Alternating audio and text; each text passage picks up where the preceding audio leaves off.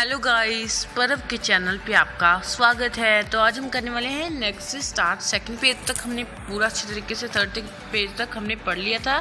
अब हम fourth page से स्टार्ट करने जा रहे हैं। तो मेरी वीडियो पे बने रहिए। आज हम पूरा लाइन टू लाइन डिस्कस कर रहे हैं।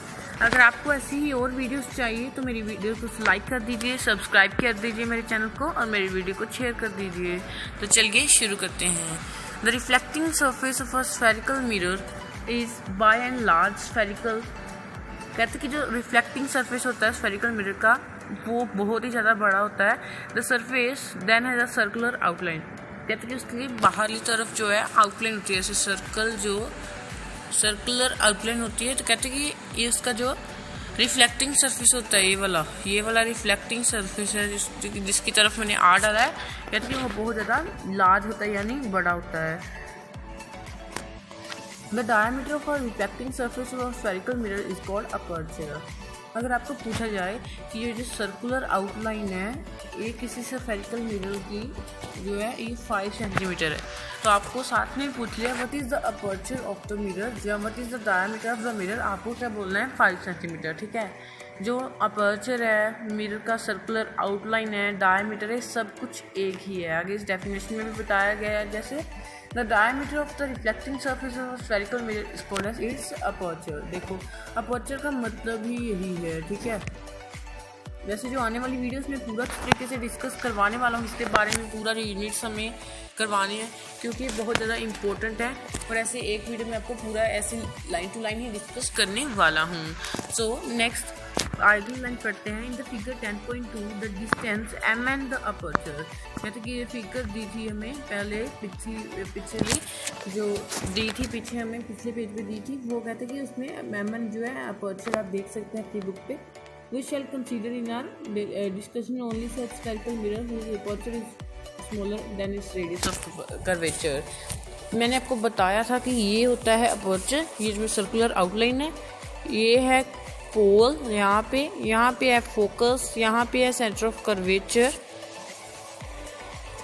ठीक है, दोबारा से मैं ड्रॉ करके एक बार बता देता हूँ। ये है सर्कुलर आउटलाइन और अपर्चर, ये है पोल, ये है फोकस, ये है सेंटर ऑफ कर्वेचर। ठीक है, और ये क्या है फिर हमने ये पढ़ा था कि ये है रेडियस। ठीक है, ये सभी चीज़ें मैंने आपको बताई थी। कहते कि जो कई केस ऐसे आ जाते हैं जिनमें जो है जो अपर्चर होता है वो बहुत छोटा होता है centre of radius of curvature में हिसाब से। ये उन्होंने केस बताया गया है। Is there a relationship between the radius of curvature and focal length. क्या कहते हैं कि वो रेडियस ऑफ कर्वेचर और फोकल लेंथ में कोई डिफरेंस है। For spherical mirror of small apertures, the radius of curvature is found to be equal to twice of the focal length। ये लाइन बहुत ही ज़्यादा कंफ्यूजिंग है, कई बच्चे बहुत ज़्यादा कंफ्यूज हो जाते हैं। फॉर्मूला ये देखो, फॉर्मूला भी आगे आपको बताया ही हुआ है, R is equal to 2F। इसका मतलब क्या है, इसका मतलब क्या है, देखिए ये है हमारा मिरर, ये है पोल, ये है फोकस, एफ से बड़ी एफ से नोट करना है इसका। ठीक है, ये सेंटर ऑफ कर्वेचर, वैसे कोई बात तो नहीं है, ये आपको करना ही बड़े एफ से चाहिए। Clear diagram. ठीक है, कहते हैं देखो मैं कलर चेंज करके बताता हूँ। अगर फोकस, ये देखो फोकस भी 2 है और सेंटर ऑफ कर्वेचर और फोकस के बीच में डिस्टेंस भी 2 है, तो क्वेश्चन आएगा रेडियस ऑफ कर्वेचर क्या होगा, तो वो होगा 2 + 2 4 पूरा है ना। अगर ये यानी ये वाला डिस्टेंस और ये वाला डिस्टेंस हमेशा सेम होगा, जो कहने का मतलब ये है कि जो रेडियस ऑफ कर्वेचर है, फॉर एग्जांपल ये पूरा रेडियस ऑफ कर्वेचर है और इसको एक पॉइंट डिवाइड करता है, उसका नाम है फोकस। ठीक है, ऐसे हम बोल सकते हैं, ऐसे आपको लर्न भी हो जाएगा। आगे देखते हैं। For spherical mirror of small aperture the radius of curvature to be find. ये हमने आपको बता दिया था कि बहुत कंफ्यूजिंग लाइन है, इसमें आपको कंफ्यूज नहीं होना है, पूरा फॉर्मूला लर्न कर लेना है। ये आगे वही बताया गया है। This implies that the principal focus of a spherical mirror. फिर से वही बात बताएगी, फोकस को प्रिंसिपल फोकस भी कह देते हैं कि ऐसी एक लाइन होगी, उसको एक पॉइंट करेगा, मिड पॉइंट होगा, एफ होगा। मिड पॉइंट का मतलब क्या है कि ये भी 2 होगी या ये भी 2 होगी या ये भी 5 होगी। यहाँ ये भी 5 ही होगी, ठीक है। कोई भी आप ले सकते हो, जरूरी नहीं है कि 2 और 5 ही आपको एग्जाम्पल लेनी है। आगे देखिए, image formation bye spherical mirror. Image formation जो है इस चैप्टर में मस्ट है। 2 या 3 मार्क्स का क्वेश्चन एक हर बार आता होता है और बाद में उसकी करैक्टरिस्टिक्स पूछी होती हैं, नेचर पूछा होता है, साइज़ पूछा होता है, ये बहुत कुछ चीज़ें पूछी होती हैं, मैं आपको करवाने वाला हूँ। मेरी वीडियो पे बने रहिए, वीडियो को लाइक कीजिए, कमेंट करके बताइए कि आपको वीडियो कैसी लग रही है, शेयर कीजिए मेरी वीडियो को, ठीक है। तो image formation bye spherical mirror हम ये टॉपिक जो है शुरू करते हैं। तो आइए देखते हैं। You have studied about the image formation by plane mirror. You also know the nature, position, relative size of the images by them. How about the images formed by spherical mirror? How can we locate the image formed by concave mirror? The different position of the object. Are the image virtual or real or virtual, enlarged or diminished, or have same size? इन्होंने characteristics बता दी गई हैं, पूरी type बता दी गई हैं कि कैसी कैसी जो इमेज है वो फॉर्म होती है। उन्होंने पूछा कि कैसी इमेज आएगी, ठीक है। सबसे पहले मैं आपको लाइन टू लाइन समझाऊँ। डिमिनिश्ड का मतलब क्या है? ये डिमिनिश्ड वर्ड आएगा ना बीच में, ये भाई बच्चे कन्फ्यूज है। डिमिनिश्ड मतलब छोटा। फॉर एग्जाम्पल, एक इतनी बड़ी चीज़ है, एक इतनी छोटी चीज़ है, इसको हम कहेंगे इनलार्ज्ड और इसको हम कहेंगे डिमिनिश्ड। और इतनी बड़ी चीज़ जो ख़त्म होने तक ना आए उसको हम कहेंगे हाईली इनलार्ज, ठीक है। हाईली इनलार्ज बोलना है इसको, इनलार्ज नहीं बोलना। आगे फिर एक टेबल आ जाता है कि ये बच्चे देखिए कंफ्यूज होते हैं, आपको अभी ये टेबल नहीं करना है। जब हम इमेज फॉर्मेशन करेंगे तभी आपको टेबल की खुद ब खुद ही बनाना आ जाएगा। बस मेरी वीडियो अच्छे तरीके से देख लेनी है, कभी नहीं भूलने वाले। You will see in the above activity. ये एक्टिविटी का कंक्लूजन ही बताया गया है। एक्टिविटी सीरीज़ की भी बनेगी, पर अभी मैं पूरा लाइन टू लाइन चैप्टर समझाने वाला हूँ क्योंकि सीरीज़ बहुत लंबी है। ये चैप्टर बहुत ही डिफ़िकल्ट है, डिफ़िकल्ट नहीं कह सकते, कॉम्प्लेक्स है। कई बच्चों को 10th में इसके बाद पहली बार आपको लाइट नहीं आया, ये जो रे डायग्राम से पहली बार ये आपको सिलेबस में है, इसलिए सबसे पहले मैं इसकी जो वीडियो ही बना रहा हूँ। आइए देखते हैं। ये कुछ आगे रूल बताए गए हैं, ठीक है। ये हमें रूल अच्छे तरीके से करनी है, ये वाले रूल जो है ये बहुत अच्छे तरीके से करने हैं हमें। सबसे पहले इन्होंने बताया गया है, we can also study the formation of image by spherical mirror using the ray diagram. Consider an extended object of finite size placed in front of spherical mirror. इन्होंने क्या बात बताई गई है, कहते कि हमें स्टडी करनी है फॉर्मेशन ऑफ इमेज के पहले हमने क्या करना है, रे डायग्राम ड्रॉ करनी है। कहते कि आपने क्या करना है कि एक ऐसे मिरर ड्रॉ कर लेना है, ये पीछे ऐसे पॉलिश करना मत भूलना गाइस, क्योंकि इससे टीचर को डिफिकल्टी हो सकती है कि कनकेव या कन्वेक्स। कहते हैं कि कोई भी साइज का, एक पक्के साइज का आपको एक ऑब्जेक्ट ले लेना है, इसको हम ऑब्जेक्ट कहते हैं। कहते हैं कि उसको क्या करना है कि पॉइंट सोर्स से उसको स्मॉल पोर्शन जो एक्सटेंड करना है। कहते हैं कि रे डायग्राम कंस्ट्रक्ट करने के लिए सबसे पहले हमें पॉइंट मेंशन करने पड़ेंगे यहाँ पे, ठीक है। हमें सब कुछ बताना पड़ेगा, यही उन्होंने बताया गया। To construct the ray diagram in order to locate the image of an object in an arbitrary large number of ray emanating from a point could be considered। कहते हैं कि हर एक जो रे है उसको कंसीडर करना पड़ेगा, ठीक है।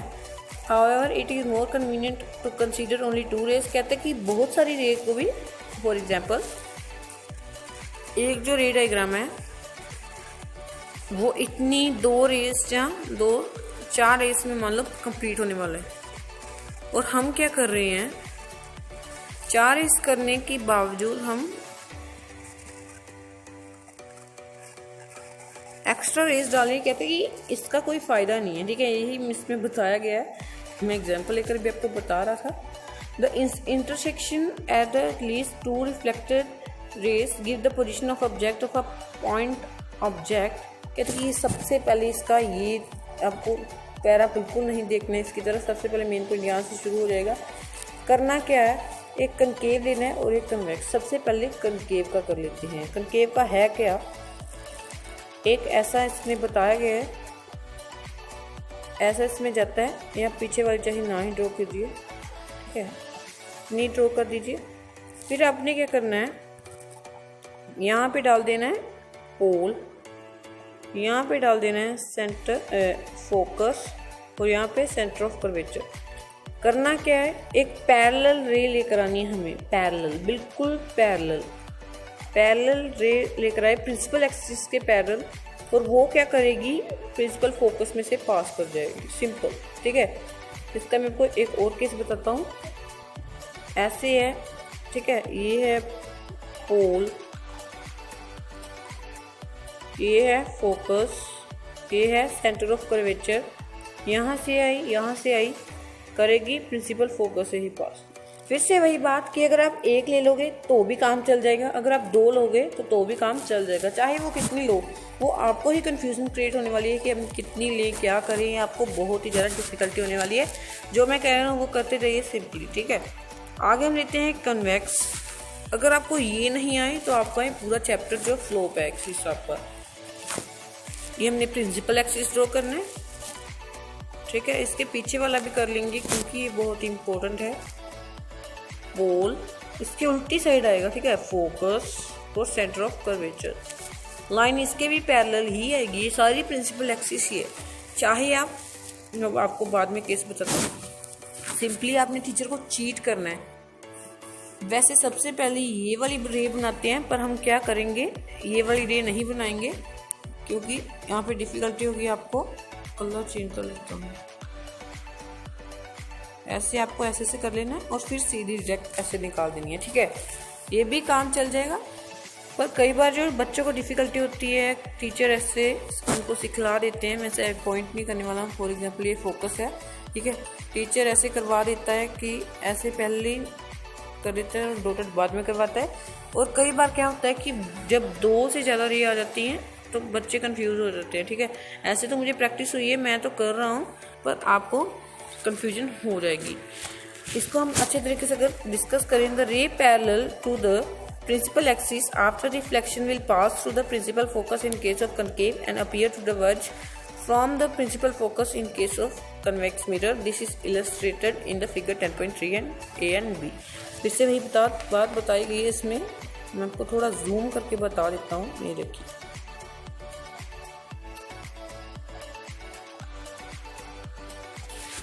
किया क्या है, सिर्फ एक जो रे है वो पैरेलल गई है, ये है कनकेव मिरर और प्रिंसिपल फोकस में से पास कर गई है। सिंपली हमेशा क्या करना है, प्रिंसिपल फोकस, इसलिए पे आप चाहे मत ध्यान दीजिए, इसको कुछ नहीं करना है आपको। जो नेक्स्ट इमेज हमारे सामने आई है वो है ये वाली। ठीक है, ये भी मैंने आपको डिस्कस करवा दी है। सिंपली हुआ क्या है कि एक रे है जो पैरेलल आई है प्रिंसिपल एक्सिस के, इसके पैरेलल आई है ना। यहाँ से क्या किया उसने, सबसे पहले ये वाला आपको पॉइंट देखने की कोई ज़रूरत नहीं है। ठीक है, ये वाली इसको देखने की ज़रूरत नहीं है। ठीक है, एक रे पैरेलल आई और यहाँ से गई, और वो हमें ऐसी लगेगा कि जैसे कोई सी पीछे से आ रही है, हमें ऐसे लगेगा, पर वो आ नहीं रही होगी। ठीक है, हमें ऐसे लगेगा वैसे पीछे से आ रही है। ठीक है, ऐसे आपको याद रख लेना है। और यहाँ पे वर्चुअल इमेज फॉर्म हो रही है, और उसके केस में क्या हुआ था, अगर इसके केस की बात करें तो इसमें रियल इमेज फॉर्म हो रही है। अगर यहाँ पे हम एक मिरर रख दे, प्लेन मिरर रख दें या कोई स्क्रीन रख दे, तो ये वाली इमेज जो यहाँ पे फॉर्म होने लगेगी। ठीक है, नेक्स्ट की तरफ चलें। सेकेंड रूल क्या बताया गया, a ray passing through the principal focus of a concave mirror or a ray which is directed toward the principal focus of a concave mirror after reflection will be emerged parallel to the principal axis। फिर से वही बात देखिए, diagram यहाँ पे आपको ये वाले जो डायग्राम बताएंगे ना, इसको आपने नहीं करना है। मैं इस डायग्राम में से आपका काम चला दूंगा। ठीक है, इस वाले डायग्राम में आइए देखते हैं कैसे हम अपना काम चलाते हैं। देखिए क्या बात बताई थी इन्होंने, पर एक बात आपको ध्यान रखनी है, ध्यान कुछ नहीं रखना है। यहाँ पे इस तरफ एरो जा रहे हैं, पहले पैरेलल आई और फिर फोकस से गई। इस बार आपको कुछ चेंज करना है, पहले फोकस से निकालनी है और फिर पैरेलल करनी है। ठीक है, एरो चेंज करनी है और कुछ नहीं करना है। ठीक है, ये ट्रिकी है थोड़ा, इसमें भी वही करना है, पहले यहाँ से इसमें फोकस में डालनी है और फिर पैरेलल कर देनी है। सिंपली आपका डायग्राम जो ड्रॉ हो जाएगा। थर्ड रूल क्या बताता है? थर्ड रूल बहुत सिंपल है। इसमें बताया गया था रे passing through the centre of curvature of a concave mirror is directed toward the direction of the centre of curvature of a convex mirror after reflection is reflected back along the same path. This is illustrated in the light in the figure A and B. The light ray come back along the same path because the incident ray fall on the mirror along the normal to the reflecting surface. इसमें बात क्या बताएगी? दोनों में same एक हिसाब का case हो जाएगा। सबसे सिंपल केस है इसमें। ऐसा आपको एक मिरर ले लेना है, पॉलिश कर दो, पॉइंट्स ड्रॉ कर दो, इसको फोकस कर दो। इसको करना क्या है? सेंटर ऑफ कर्वेचर से निकालते हुए क्या करना है हमें कि रे पास करवानी है और जिस रास्ते से वो आई है उस रास्ते से वो वापस चली जाएगी। इसमें से ये बताया गया कि कई बार क्वेश्चन आ जाता है जिस रास्ते से आई है उस रास्ते से वापस क्यों जाएगी? क्योंकि angle of incidence is equal to angle of reflection, ये हमने पढ़ा है, इज इक्वल टू एंगल 0। ठीक है, समझ आ गई कि नहीं? वो गिरी किसी एंगल पे नहीं तो फिर वापस ही जाएगी। ठीक है, फिर से इसमें भी वही बात बताएगी है। ऐसा लग रहा है कि वो सेंटर ऑफ कर्वेचर्स में से आ रही है। देखो इसमें भी बताया गया ना कि वो ऐसा लग रहा है जैसे सेंटर ऑफ कर्वेचर में से आ रही है। नेक्स्ट रूल भी ऐसा ही है कुछ। The ray incident obliquely, obliquely मतलब स्लांटली, कुछ ऐसे। ठीक है, स्ट्रेट नहीं आएगी, ऐसे जाएगी, ऐसे आएगी, कुछ भी। ठीक है, पर स्ट्रेट नहीं होगी। Toward the point P, P यानी पोल। पोल को अपनी डेफिनेशन कोई बता सकता है? मुझे कमेंट करके ज़रूर बताए। और convex mirror is reflected obliquely. Incident ray सबसे अच्छा केस है क्योंकि इसमें वर्चुअल इमेज बिल्कुल नहीं फॉर्म होने वाली है। The incident and reflected ray follow the loss of reflection. Loss of reflection क्या कहते हैं? देखिए सेम केस आएगा, बस होगा क्या, कनकेव प्रिंसिपल ये वाला हो जाएगा, प्रिंसिपल एक्सिस आ जाएगी, फोकस, इसमें क्या आएगा, सेंटर ऑफ कर्वेचर, पोल पे गिरेगी, जितने एंगल पे गिरी उतने एंगल पे ही वापस आ जाएगी। Angle of incidence